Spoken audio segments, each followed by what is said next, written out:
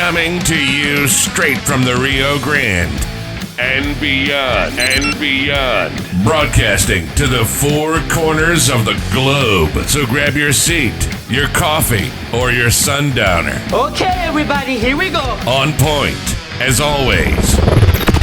This is Gloves Off. Gloves Off. So when I was working on Selena, the series for Netflix, to play the role of Abraham Quintanilla, I put on a specific amount of weight, which I was fine doing, but also realizing it could be difficult to get that weight off. I got back into my physical regimen with James Leja, but I was still having trouble with just those last amounts. And that's when I got to meet Arturo from Laredo Medical Weight Loss Clinic. And just the products that he gave me kind of put me over the edge. I feel great about myself.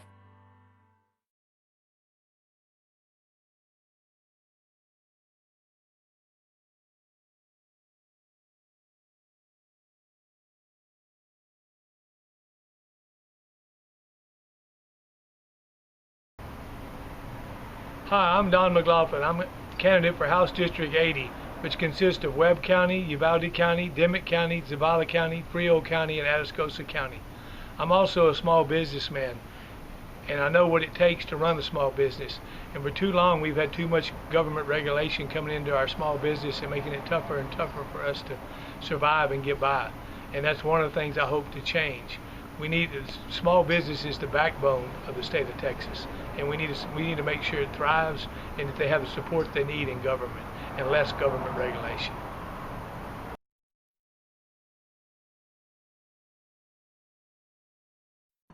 We're back at you in Gloves Off, and today I've got a great guest from UISD Board member Frank Castillo. We're going to touch base on his re-election, his run, what he's seen, what he wants to change, and so on and so forth. Good morning, how are we doing? Pretty good. How are you? Good morning. Good. How's everything? Well, you know, we're moving forward. We're trying to run a positive campaign for re-election. I think people have realized who I stand and what I stand for. And many times I've been the only voice. In my opinion, I've been the only voice for the public, for our parents, for our administration at times.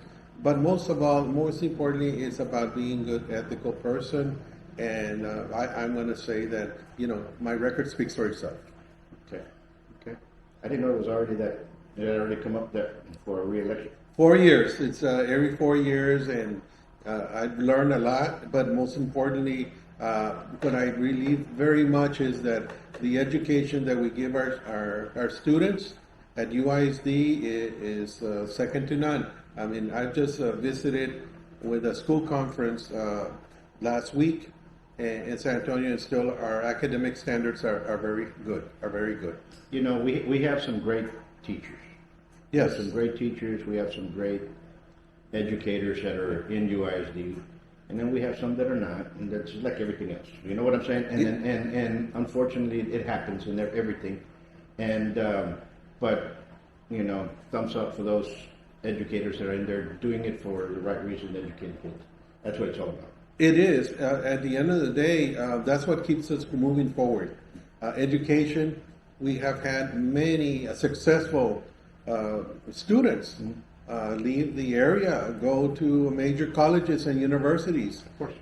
We are producing, I think, high quality of education, and I feel firm that we're just trying to make sure that everybody gets an equal opportunity, that everybody has a chance to be there. But sometimes they make some choices, and unfortunately we also have to address those. But you know, my background in juvenile justice, but particularly most importantly, you know, I did want to share that our students are excellent students. They're active, they're involved, and we try to provide that for them so they can be educated well in the world, in the real world.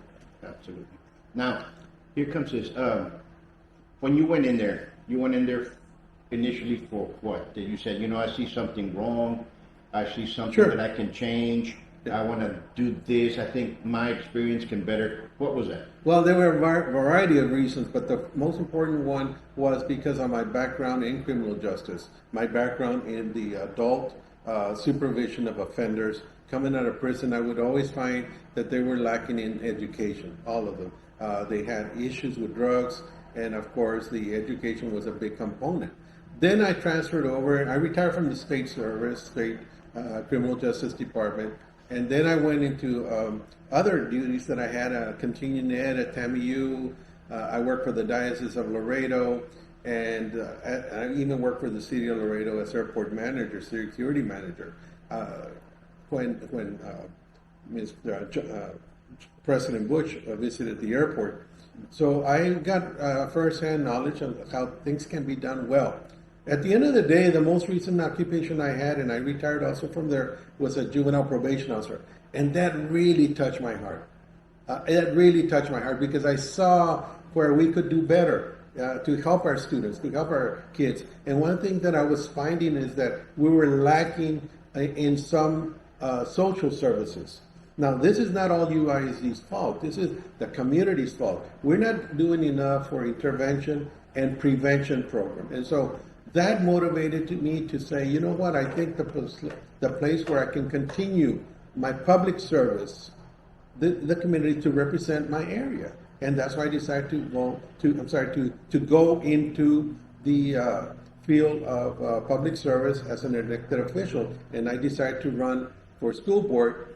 Now, while I was campaigning, I can tell you, a period of about 3-4 months, I did start hearing that a lot of things that the district did was perhaps some teachers, some people who were in the field of administration didn't feel they had been treated fairly for promotions.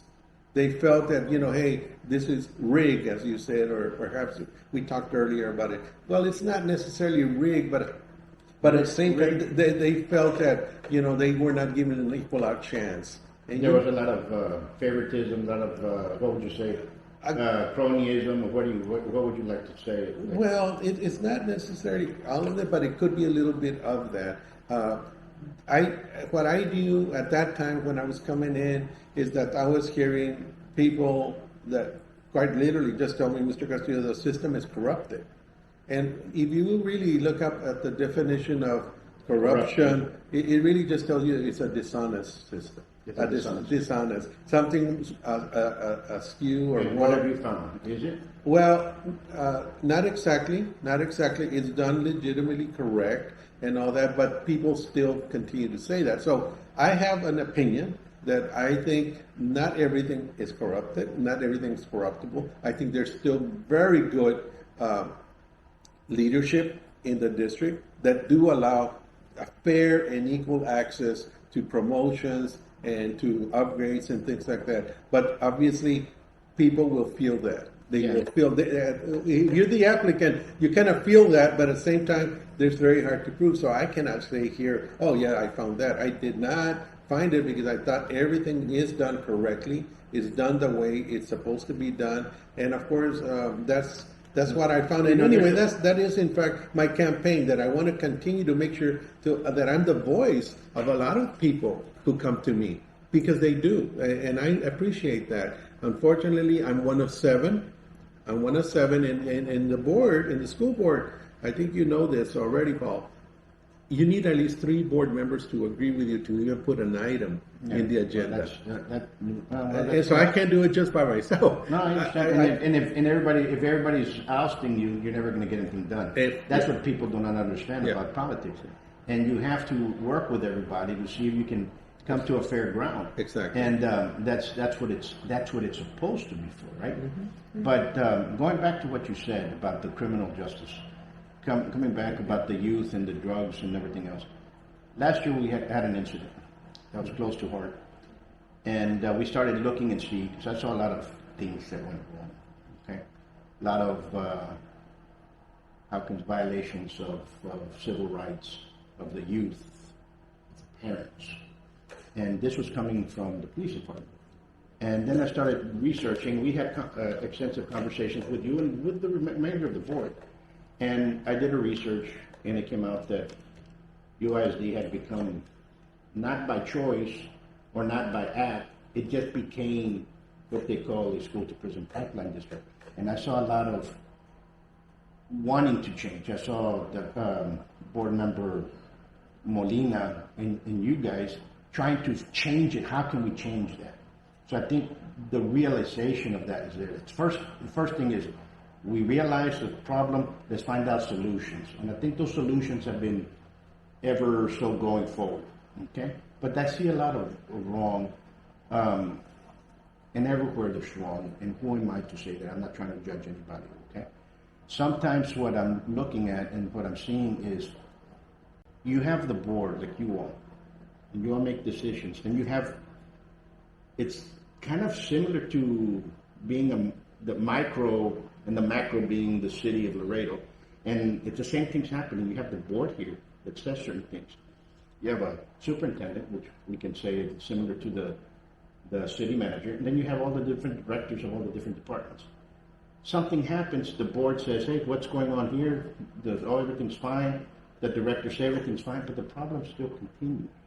And those problems continue evolving and rolling, and it's 6 months rolls down, and a parent comes up and says, you know what, we still have this problem. And then everybody says, you know what, that parent is a disgruntled individual. We already fixed the problem, don't listen to it. And they start tagging people with names. And I get you, there's some people that are just very obnoxious, but then there's some people that have legitimate issues, and when they do make a complaint, there is a type of retaliation. That's what I've heard. Just like you, I get a lot of people that come here, and on the confidentiality, I'm not going to express it because of the journalistic part that we're having here, right? And I have a lot of people that come in there, and they're afraid to voice their opinion because they're afraid of the retaliation that's going to happen to their children. And when we have that type of system, not only in the school district, I hear it from LID as well. When you have that type of issue where people are afraid to try to fix something or make a solution because of retaliation of their children, and I can see that UISD's had that problem since I was a kid, okay? Since I was there, and I saw that. So you can't tell me, no, I didn't. I experienced it, and I've seen it. It's kind of heartbreaking. And you and I have talked extensively for the last couple of years and over the matter, and it's like, I'm not pointing at you. I think if you go back in there and everything that's going on, I think it's time that the state comes in and says, you know what, you guys have done a good job, but we're going to take over for the next 4 or 5 years. We're trying to balance this out, and then we can bring it back in once everything continues. And I think that's what needs to happen across the board with all the school districts, period, not just UISD. Boom. The state has to come inside, put a balance on everything, because that's where we're at right now. Well, I respect your opinion, obviously, and you have every right to express that opinion. And that's where I stand on. You know, we give, our district does give, our board does give 3 minutes, right? Essentially to go and say essentially anything you want, short of, you know, threatening somebody or violating the law. But we our role as board members, and see, that's what sometimes we have to explain this, and I think this is where we lack explaining things. We need to make sure that people understand that our role as board member is to listen. Listen. That's it. It doesn't say let's go get into a one-to-one conversation, because the rules of engagement does not allow us to do that, because essentially we could be taking it away from a board meeting to an individual. Let me, you know, trump my horn here. Let me tell you who I am and all that. So this is something that a lot of people don't understand, because they see sometimes maybe even city council or county commissioners, well, they have different rules they follow. Yeah. The board is different, because our mandate is quite clear. Do not respond. Allow yourself to listen to what we're saying. Now, later, if you do have to have an opinion or discussion, yes, a person, individual, one-to-one can have a conversation outside, but obviously, I'm like you.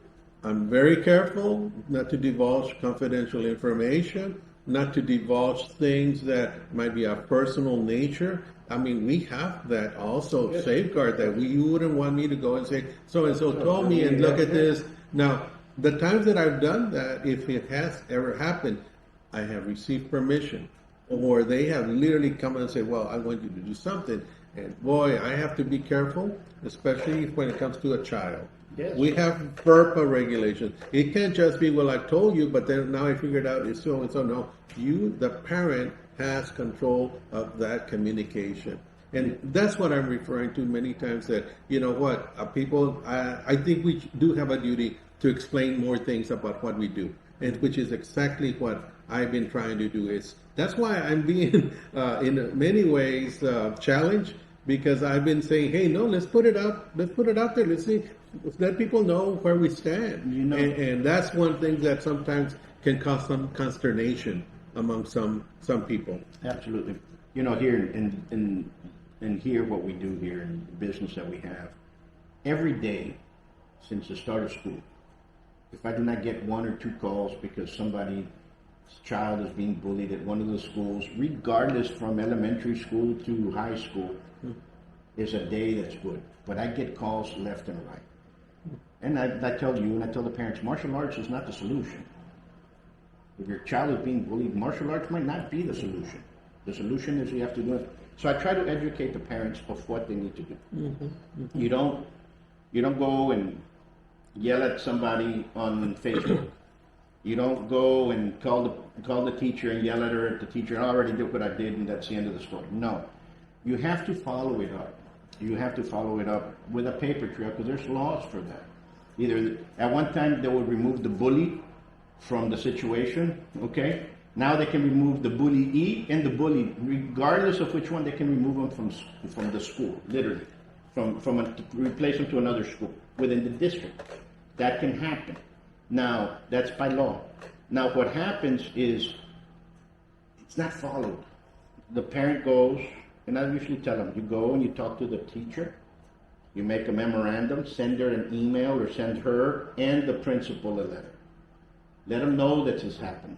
If something happens, then you go and send her, the teacher, the principal, and the superintendent. You go the protocols, depending on the escalation of what the bullying is.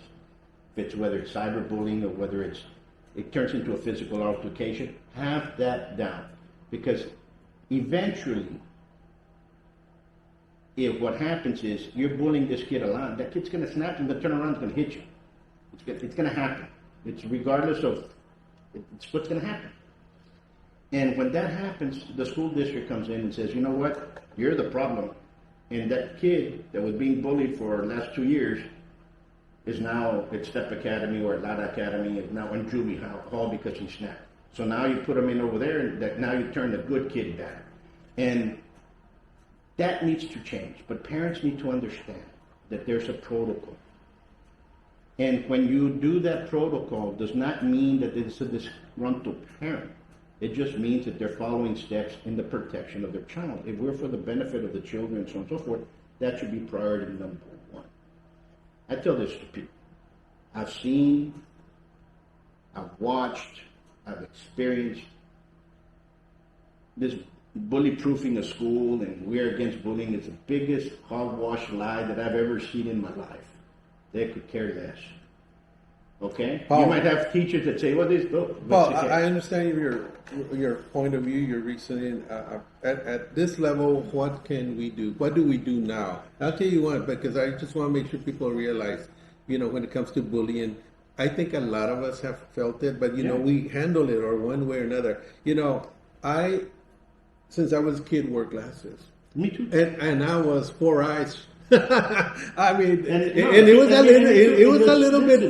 a little bit difficult for a kid to be called that and be wearing glasses. And they tell you they're not going to hit you because you wear glasses. It's the biggest lie I've ever seen. Some kid hit me right across the face with glasses. So we all have some experience that we can relate to, and I know exactly what you're saying. I don't think my parents ever really looked into what was going on, but I had this. And I remember being told, hey, 4 eyes, or they would take my glasses. You guys have to don't call Frank 4 eyes. Don't call me 4 eyes, please. Yeah, these are reading glasses now. Age makes you do a lot of things to your eyes, but one thing it didn't correct my short-sightedness. It didn't correct that. Getting back to the thing is, sometimes those protocols and those parents end up being labeled disgruntled. And I think that's where the problem is. People complain or have a complaint, and all of a sudden they retaliate by calling them disgruntled. How can we stop that? What's your solution? Well, something like that, Paul, is in fact what you just said. There's a protocol already. Yes. Every time that somebody calls me or mentions it to me, yes, there's already a policy and procedures policy, and it involves people who actually have well-versed knowledge and education in this field. It's not like we're throwing somebody out there and saying, "Oh, we don't even know what he's talking about." No, they get it. They get it. These are smart administrators.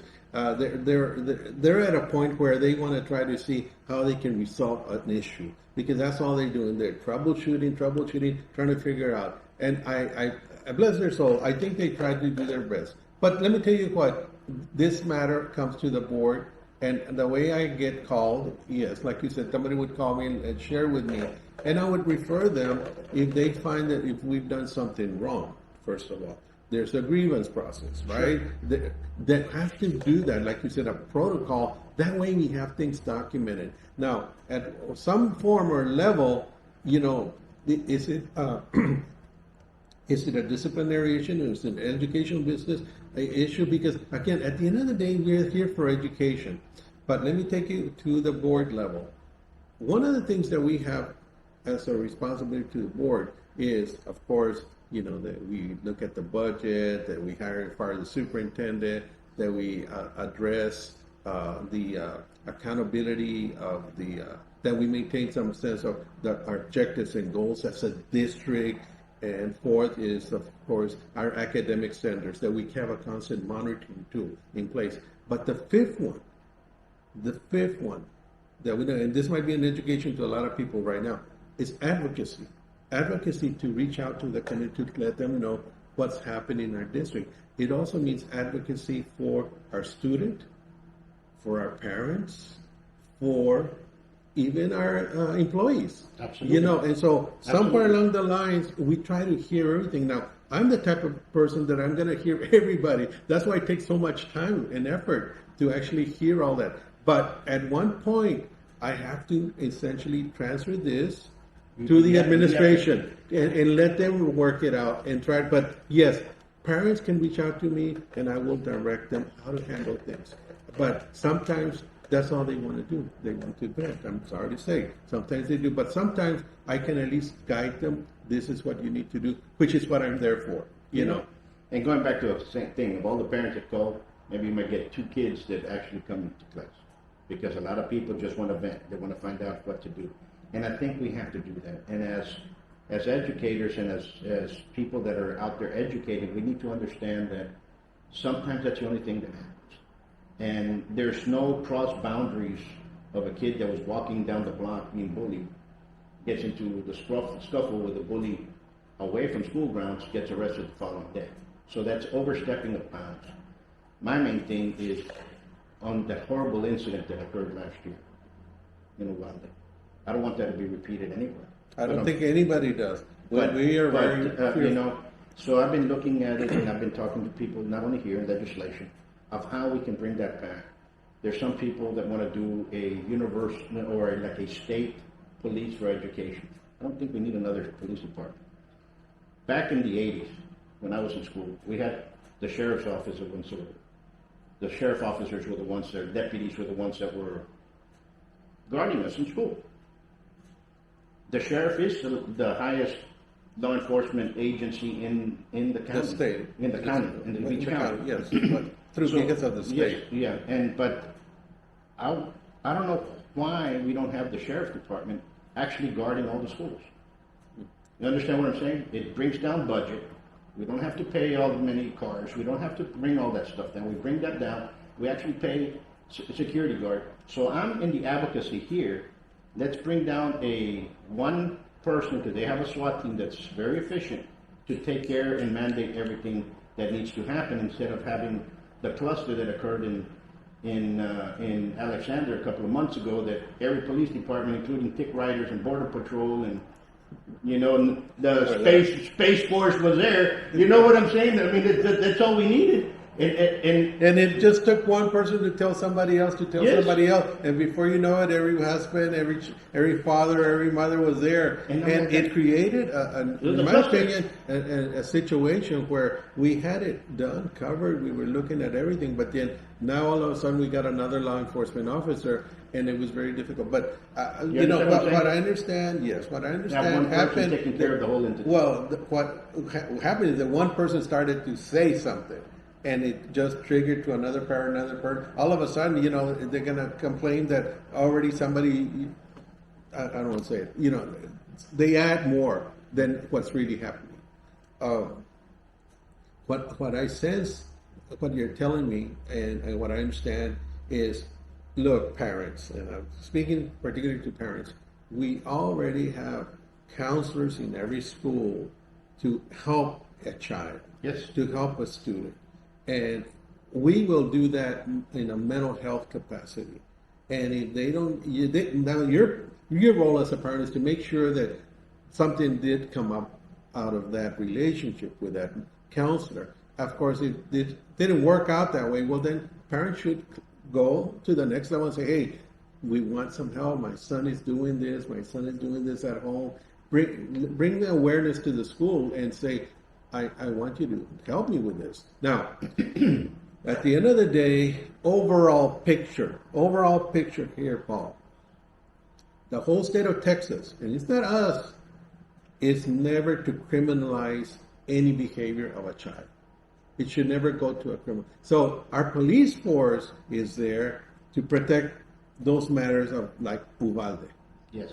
They're not there. If they're not there to, if two high school kids got in a fight at the mall and then they get arrested Monday, that has nothing to do with school district. No. And I see your point. You know what I'm saying? But they are there to protect others. If two kids do get into of it, course. they have to protect each other, the two students, and the people around the other students, In school and perhaps within the boundaries of the campus. Yes.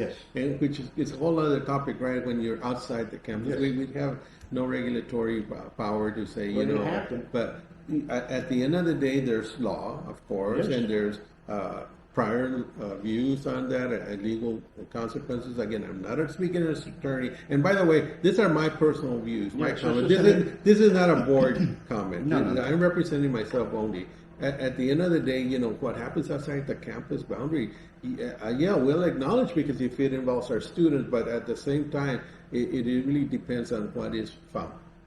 What is the determining factor? But yes, I see your point. But we do have parents that need to understand that there is some help because we hire those counselors to be there. Listen, we and mental health is a must, and that needs to happen. That is a problem. You know, we have we can go on and on about mental health, from parental alienation, how it affects kids in school. There's so many kids that do that. There's kids that live in poverty-stricken areas here that don't want to face school because of the way they dress, the way they look, the way they live. Some kids, the only meals that they have is the school grounds. So that we need to address. The school's doing an excellent job on that. But I think that the solution here is to people. You know, right now we're getting taxed all over the place. Okay. And are we paying 5-star restaurant dishes and getting, you know, we're going to a 5-star Japanese restaurant and we're going to get, and all of a sudden you get gasoline, you know, gas station sushi? No, tampoco. You know what I'm saying? We need to, by the amount of taxes that we're paying for the school district, we should be up to par. And right now, there's things that we're up here and then there's things that we're lacking. And I think the solution comes from you all and working together and trying to see from the constituents that are out there, trying to say, you know what, this is what we're lacking. This is not something that is being disgruntled. These are not people these are caring constituents that we're having that are coming on board. And what are we going to do about it? And I think that's what the board meeting should do, or hold town hall meetings and try to see what needs to be done. Each school is different. You know, one thing when that horrific event, I was part of a board, they were talking about security, okay? And UISD had spent over $700,000 on security wise, while other school districts only 30, 50,000, 100,000. It was one of the highest ones. And one of the deterrents of all these other the other school districts was that they had high fences in the school grounds. Most of the schools in UISD have high fences. That deterred them. Over there, they had a 3-foot fence. A guy jumped over and walked in. Understand what I'm saying? So that security purpose is adequate, but we have to follow up. And right now, I think everybody needs to sit down and start thinking how it was. If something worked 20, 30 years ago, it can work now. I know a lot of police officers are going to say, "Oh, well, you're not a peace officer. You don't know what you're talking about." Listen, it goes. I know many of them. I know the way they get. Once they put on a badge, they become superheroes. And believe me, we do not need any more bullies in blue. We need people that are going to protect people and serve people. My thing, I say this: in a scale from 1 to 10, UISD Police Department is probably at a 0.5. You know what I'm saying? So it doesn't even make 1. So it has to change because of what I saw, what I witnessed. So by you and the board, people need to address that. And I think that people have tried, and people are they've been frustrated to the point that they start doing things more, and you know what I'm saying? They start getting a little bit more aggressive because they've been frustrated over this and this. Nobody hears them out. Well, we've tried to follow, at least speaking as a member of the board, we've tried to follow all the recommended guidelines that the TASB, that Attorney General, that the Safety and Security Center in San Marcos provides us. For instance, we have now put alarms on teachers that activate an emergency. We have now put metal detectors in every campus, middle school and high school, at the front door for weapons. Those are all recommended, and it does cost money. Yeah, it does. It does cost money, I'll tell you. And if it breaks down, believe me, there's got to be something to cover, because the public is going to say, it's not even working. Well, we have to maintain them. We have committees that have connections to the other criminal justice, law enforcement communities, agencies that come and meet with. In fact, they just had a meeting on Monday, and we have 1 or 2 board members that are designated to be there. What I'm look for is, again, collaboration. Really, there shouldn't be a problem at all. You're right about you speaking out and saying something in public. But what we want to do, though, is, now that I sit on the board, well, I won't know about it unless you actually bring it up formally, because I can hear another person complain on social media and all that, but at the end of the day, you have to bring those complaints forward. And if there's other agencies, they're not going, you have to bring the complaint forward. There's other agencies, if it's a criminal, not to with this. I'm going to go back to what you were saying about the sheriff's office and all that. My lifetime has been dedicated to protecting and serving the public, also in different ways. Maybe not law enforcement, but criminal justice.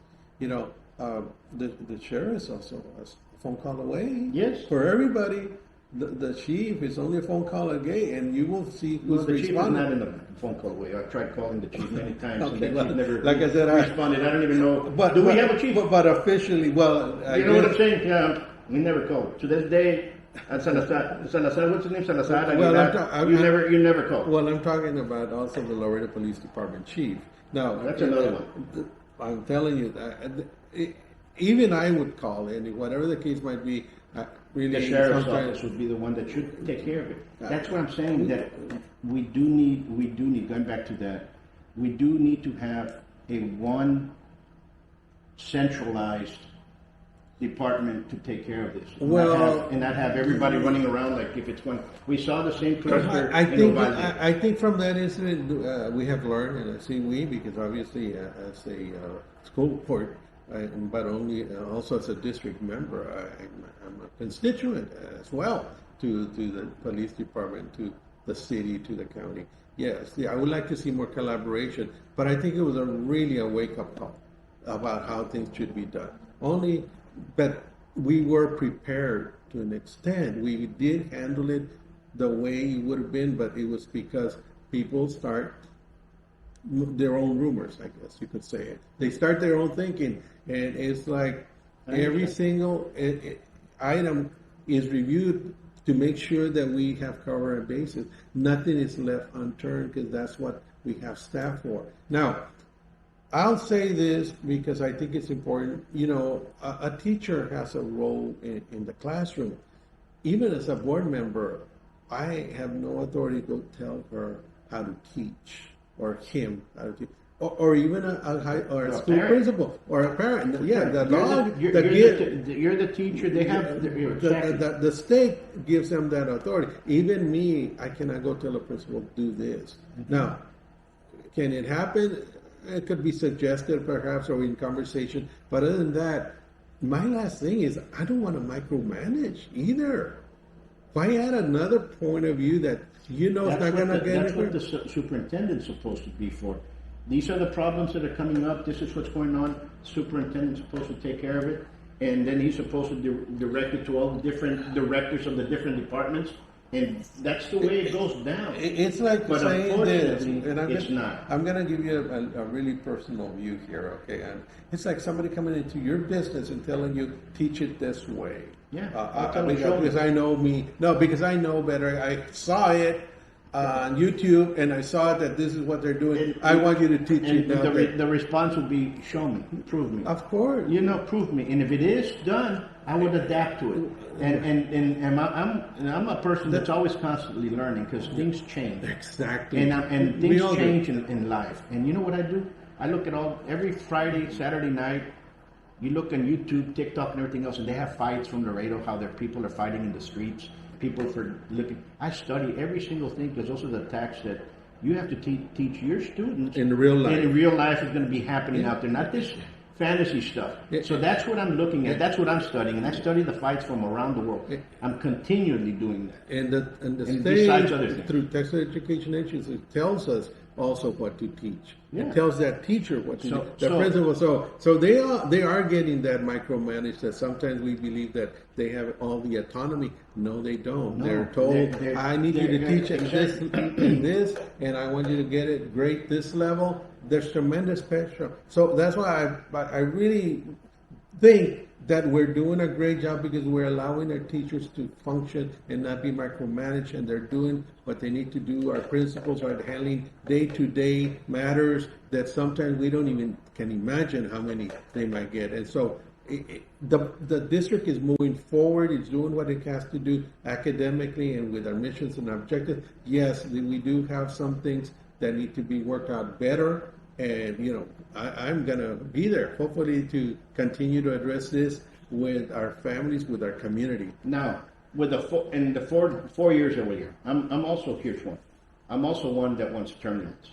Because once you go 4 years, you shouldn't have another 4 years to figure out that these things are wrong. And then go again. So I'm for one that maybe we can fix all this board stuff that goes on where people think it's shenanigans. Mm-hmm. And you have a 4-year term, and then roll somebody else inside. And you don't have that cronyism, you don't have that thing in there. And also the same thing with superintendents and principals. They need to be rolled. A principal cannot be a principal for 8-10 years in one school. They have to be rolled over. And when you have rolling over, you have people that are striving to get things better, and you go back down the line and come back up. But a lot of teachers go into school, and I know that because I have a family of teachers. They could care less about doing it. Their main thing is, I want to be a principal. That's their goal. I want to be a vice principal. I want to be the director of this. That's their goal. They could care less about what's going on here. Their objective is to be that. And some of them there, some of them have been good. But when you have that objective, then you should study for that. Understand what I'm saying? Maybe you were the principal in, Clark. And now, guess what? You're there for 2 years. Now, the next 2 years, you're going to be the principal in Alexander or in another elementary school. In the next 2 years, you're going to be over here. And you move them that way for you not to have that pattern of mistakes that come with that. You always have something that's changing. And when you have that change in that mechanism, things start moving forward. If not, it kind of gets stacked over. And it's kind of like greasing a sprocket, continue moving forward, or else it's going to go slow, right? And I think that's what we need to do. I think, I'm not telling you all how to do the job. This is my opinion, so I'm trying to see what solutions, because there's a lot of, not animosity, kind of like resentment towards the board, and you're like, why? What's going on? You know, quit looking at these people as, that have come up here and voicing their opinions or what have you, as an enemy. They're not the enemy. Their parents that something's wrong, they're telling you all something's wrong. Okay? And if these directors aren't doing something, well then we better start looking at the directors for not doing something in that department. I'm not telling you all what to do. I'm just looking at it this way, from the outside point of view. This is what I'm saying. Because I've seen the same attitude in the city. UISD is a micro, the city is a macro. So you're having the same attitude. Well, at the end of the day, though, UISD does employ the largest amount of public employees. You know what I'm saying? So that should be the macro, and this is the micro. No, You know what I'm saying? But I mean, talk about people calling me, you know, hey, they want traffic control. That's a city street. I wish I could tell, hey, chief or police department, go take care of this. It can't be, because outside our boundaries, it becomes more difficult, and that's why. How many employees besides that? In ours, Yeah. over 6,000. And how many employees in the city? About 4,000? I believe it's less. That's all I can tell you. You know, It's less. that's a big, that's a No, municipality. I know we impact a lot of people. Yeah. I agree. We impact. Now, my duty is to represent District 7, which I think I do a good job to try at least bring up all the issues. In fact, I think I brought issues that maybe some other board members didn't want to talk about, but I'm there. I'm there. I mean, you have to. You see, that you can't, that's what I'm saying. District 7, Paul, is a very dynamic, diverse community. It's not one tempered by one issue, or it's a variety of issues, and I get it from all, and I respect that very much. I mean, that is why, again, I went to school too. I mean, I did go to get an education where I could get and extrapolate all this information with my master's in public administration. So I do know a little bit about organizations. I do know a little bit about how to make it function. At the end of the day, what you were pointing out, you know, how do, say, teachers who want to promote up or do other things like, you know, now I want to be administrator. Well, you know what? They have some right to do it. They do. Yeah, to promote and go out and see how they can get better. And if they have that experience. I mean, we've had people recently retire from our district with 40 years of experience. Man, that's a lifetime and a half in my book. That's a long time. So we have a lot of loyal, dedicated employees, and they also deserve to be, you know, looked at and helped and what have you. The question about what board members do, whether we need to have term limits, I leave it up to the public, whatever they think. You know, I'm just trying to see how can we break what people are resenting. What, you know, I'm trying to look in here, and I'm talking to you, and I'll tell this to any of the other board members as well. And I know all of them. The only one I don't know personally, but I knew his father was Belix, and I think his father was a very dear friend of mine. But all the other board members I know personally. So I would tell them the same thing, and I've told them, many of them.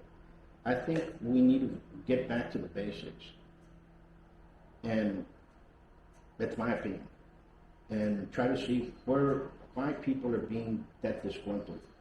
And then, because what happens is you tell me this and he shut me off, this is this, all of a sudden it becomes bad blood, and all of a sudden now you have bad blood. And once bad blood turns, it's inevitable. You know, I fear that UISD is probably going to get a bunch of lawsuits in the near future because of the stuff that people are thinking, you know, that they're violating. And to me, I'm just glad that my kids are no longer there.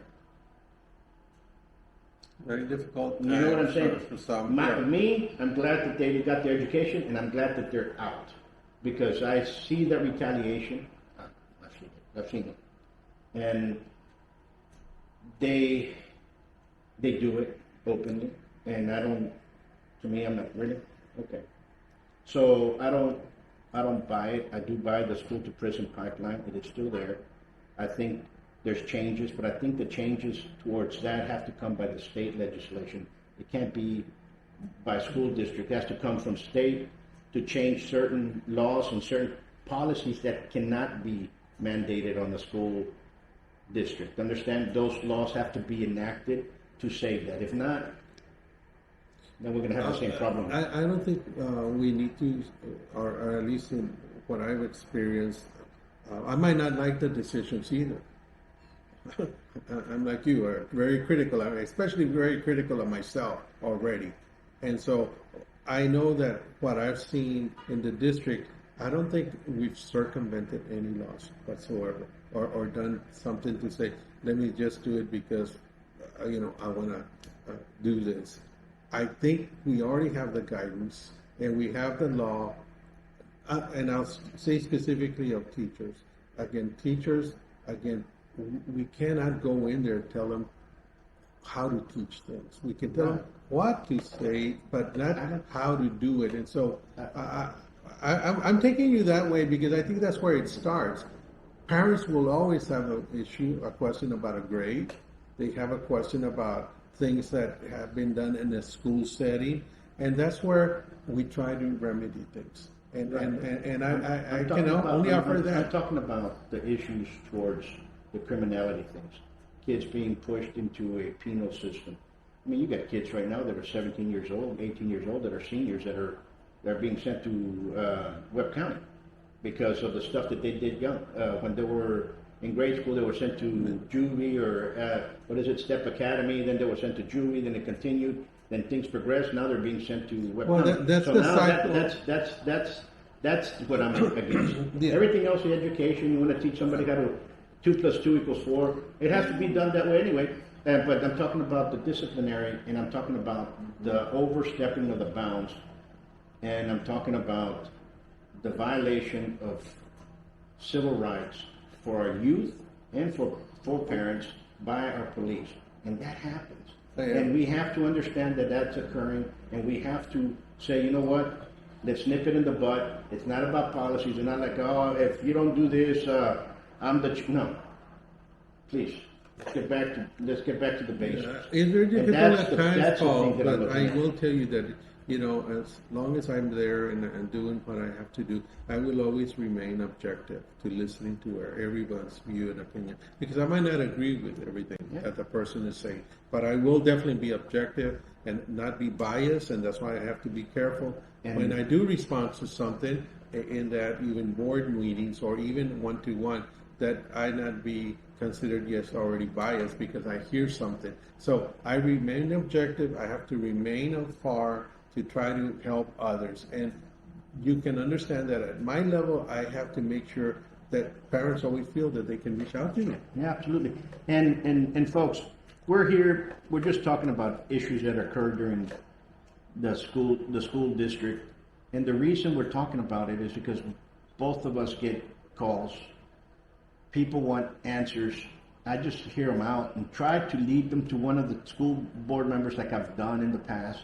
Try to see which way will be the best way. I've talked to a lot of principals about kids being bullied to see which way it's gone on, which way we can direct it for their safety. Now, there's a difference there. We have an understanding that goes back and forth, and protocols exist, and protocols need to be continued, especially in the educational department. But also we have to see, if we see something that's wrong, or we think it's wrong, question it.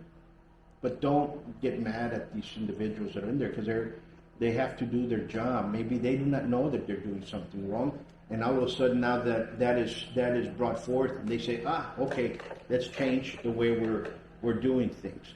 Because remember, feelings and policy do not circumvent and do not trump the U.S. Constitution. Doesn't happen. Okay? So your feelings, Paul, my feelings... if I may add, you're absolutely correct. You know what? Reach out to the administrators. Yes. Reach out to them. And our head administrator is our superintendent. Yes. Now, if you find that you've reached out to him, then look up where your area is. Where do you reside? Everybody has a board member for a certain area. And that way you can reach out to them. If they don't reach out to them, then you're going to have to continue reaching out to the superintendent, because he is our CEO. He's our head for the whole district, including the police department, by the way. And so he needs to get that initial call. And even when you're calling, maybe you can already address what he's going to do. He might just turn around and refer it to a department anyway. So maybe ask the question, what department is handling this matter? And they'll direct it to the person in charge. And then you just do what you have to do. Explain your situation, hopefully calmly, right? But I know that it's an emotional thing. It's an emotional thing for all of us to have a question or a problem. And you want to be heard right away. Yes, and at the end of the day, yes, if you want to bring it up to a school board member like myself, I will also have to probably defer to the specialists, the people that are doing the job day in, day out, that I might not be aware of. Again, I didn't go to learn everyone's job, but I should at least know where to help you, where to send you to get that help. Absolutely. Absolutely. Folks, if you want to get involved with, and you're in the district with Frank Castillo here. District 7, everything north essentially of Shiloh, a little portion of a country club drive, all the way out to Loop 20 and beyond.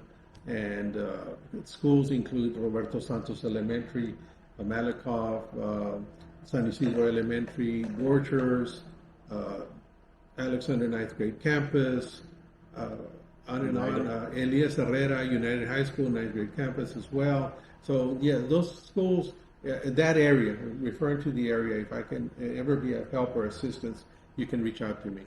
And if you want to help out in this campaign, put a sign, call them, what have you. Oh, please do so.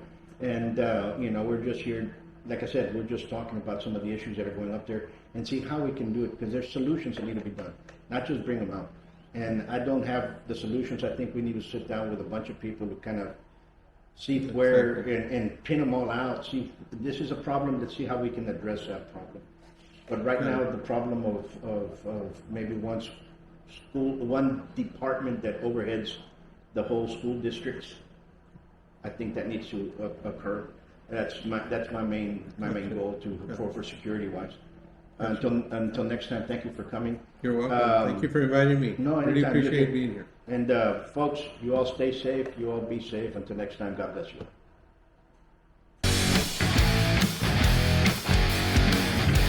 Have you ever wondered about what happens in a martial arts studio? Well, you start right away by setting goals, building determination, gaining focus, building skills, all while becoming more fit, gaining confidence, and learning self-defense. Buitron Academy is a school where attitude meets aptitude. So give us a call at 956-401-4868.